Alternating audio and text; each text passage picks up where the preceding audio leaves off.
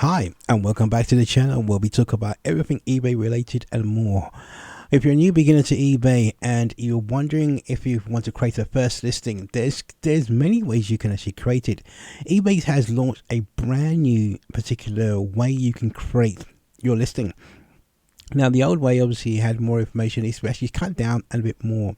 And in some eBay accounts, they have the ability to create and use video. But today we're going to be creating about how to create a listing on eBay using the new eBay listing feature.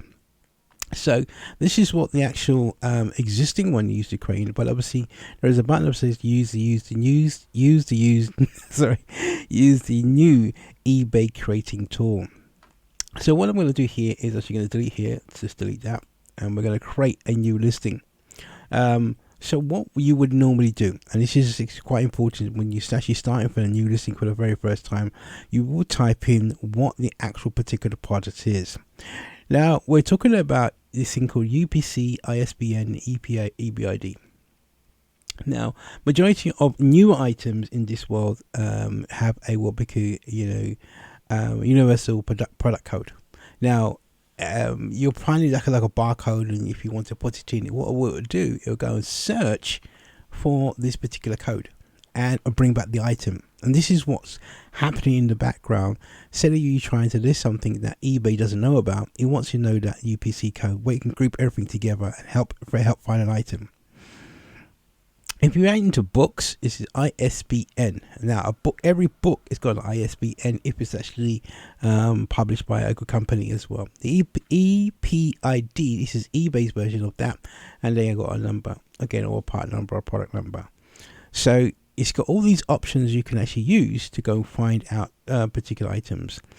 Do you use that? There's a bit of a discussion here in the eBay land to use that, because some people don't want to be grouped by that, and it's really not mandatory, but again, it's something to think about when you're listing. Do I use it? Yes, I do, and no, I don't in some situations, depending what I want to do, because obviously the type of things I sell, they won't be actually found as that because of the way I do things. So what I'm going to do here is to get into the actual ins and outs of things. I'm going to just do a test item.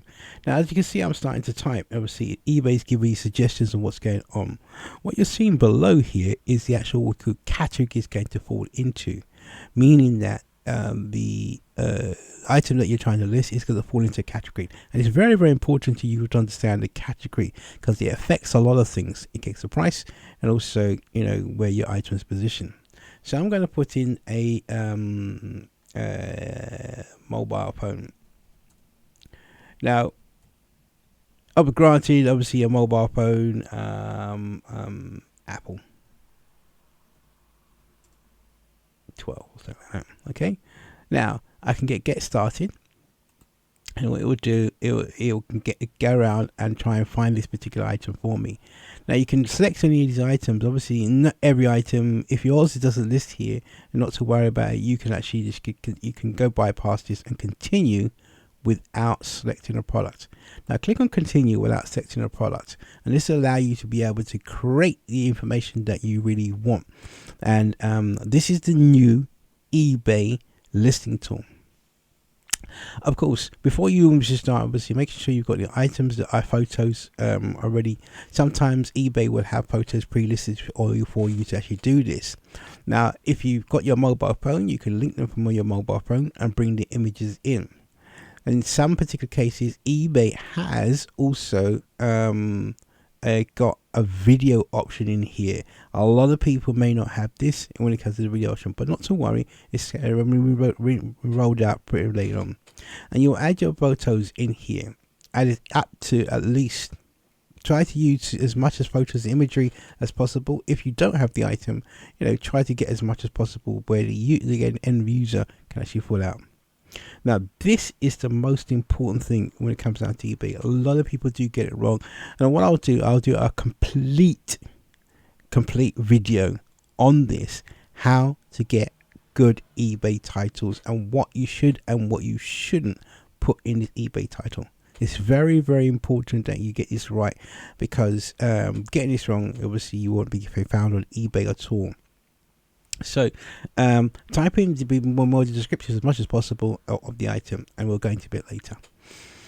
Do not fill out do not put your cursor into some of these particular areas here, because sometimes eBay, if you put in here and sometimes hit the space bar, they may think that you're going to charge you £2.40 for a subtitle. I've never used subtitles. I don't need to use subtitles, but they don't really. It's my preference. If you want to use it, you want to pay £2.40 just to enter something. Just not be absurd.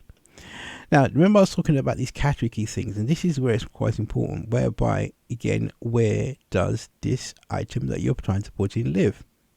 If you click on it, it gives you all these suggestions to say, okay, suggested, try to get as much as clear as possible. Do not try to list your item in places where it shouldn't be. Very, very important, because eBay can actually, penalize you to say, okay, you are listing something in where it shouldn't be, and you'll have an argument, when it goes through.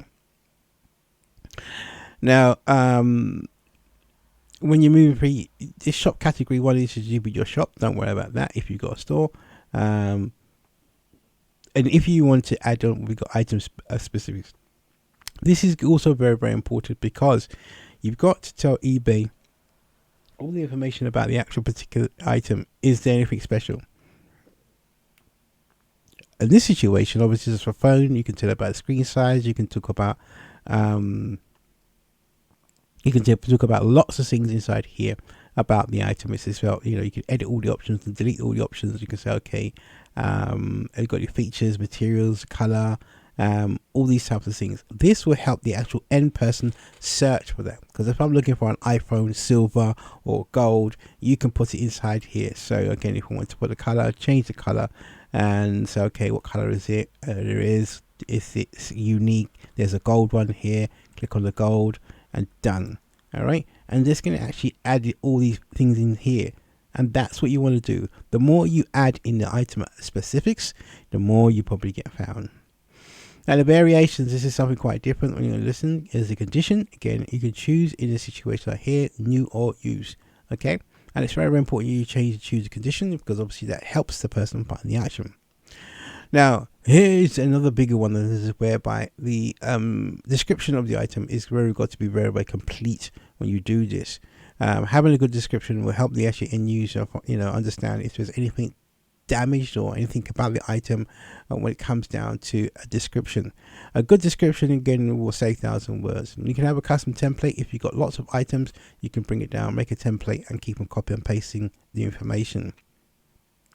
Now, granted, again, if you look at some of the descriptions, you can copy and paste it. But again, if you do that, the most important thing is, at the end of the day, read that description thoroughly, and making sure it does make some sense and is what it is.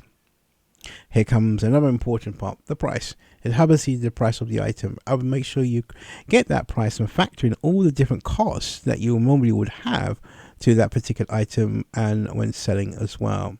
So we're near to the bottom of the actual the delivery, and the delivery is another important part. If you want to ship very, very fast, ensure that you choose, again, anywhere to 1 to 2 working days if you want to feature into that new way of getting your listings out there. A lot of people don't know the dispatch time is wrong, and obviously the shipping time is wrong as well. Again, I will go into this particular area into the second part of the video where we talk about here as well.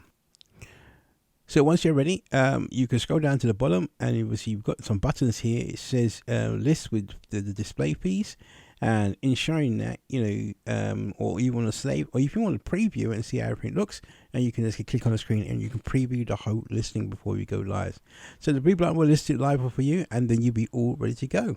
So there you go with the new eBay editor. Very, very simple to actually do. Like the other ones, it's got more information on there, but to get your listings up there very, very quickly, if you're using the desktop, use this method to get you around to them. If you've got any comments on what we do, feel free to, again, put the comment in the box down the bottom, and I'll go through a lot of stuff as well.